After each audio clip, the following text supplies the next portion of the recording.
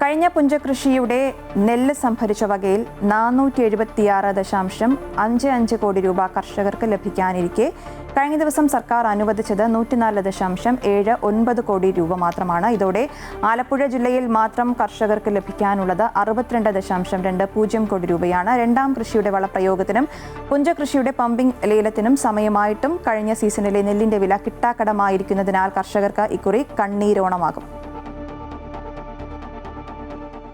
കഴിഞ്ഞ സീസണിലെ കൃഷിക്ക് വാങ്ങിയതുൾപ്പെടെ കടം തലയ്ക്ക് മീതെ പെരുകിയിരിക്കെ ഈ സീസണിലെ കൃഷിയും വളപ്രയോഗവും എങ്ങനെ പൂർത്തിയാക്കുമെന്നറിയാത്ത സ്ഥിതിയിലാണ് കർഷകർ. കഴിഞ്ഞ സർക്കാരിന്റെ കാലത്ത് നെൽവില യഥാസമയം ലഭ്യമാകാത്തതിനെതിരെ കർഷകർക്കൊപ്പം പ്രതിഷേധത്തിനിറങ്ങിയ UDF അധികാരത്തിലെത്തി 2 മാസം പിന്നിട്ടിട്ടും നടപടി ഉണ്ടാകാത്തത് നെൽകർഷകരെ നിരാശരാക്കിയിട്ടുണ്ട്. സപ്ലൈകോയുടെ കണക്ക് പ്രകാരം കഴിഞ്ഞ സീസണിലെ പുഞ്ചകൃഷിയിൽ 1,87,829 കർഷകരിൽ നിന്ന് 5.83 ലക്ഷം ടൺ നെല്ലാണ് സംഭരിച്ചത്. വിലയായി 1,280.66 കോടി രൂപ മാത്രമാണ് വിതരണം ചെയ്യാൻ സപ്ലൈകോയ്ക്കും സർക്കാരിനുമായത്.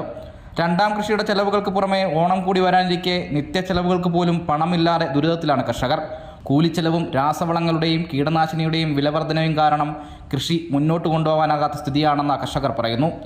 ഉൽപാദന ചെലവ് താരതമ്യേന കുറവായ തമിഴ്നാട്ടിൽ പോലും നെല്ലിന് കിലോഗ്രാമിന് 35 രൂപയാണെന്നിരിക്കെ കേരളത്തിൽ കിലോയ്ക്ക് 30 രൂപ മാത്രമാണ് കർഷകർക്ക് ലഭിക്കുന്നത്. ഓണക്കാലം മുന്നിൽ കണ്ട് കർഷകരുടെ ദുരിതത്തിന് അറുതി വരുത്തുവാൻ സർക്കാർ തലത്തിൽ ഇടപെടൽ ഉണ്ടായില്ല എങ്കിൽ മലയാളികളുടെ ദേശീയോത്സവം നെൽകർഷകർക്ക് സമ്മാനിക്കുക പട്ടിണിയുടെ കണ്ണീരോണമാകും. അമൃത ന്യൂസ്, ആലപ്പുഴ.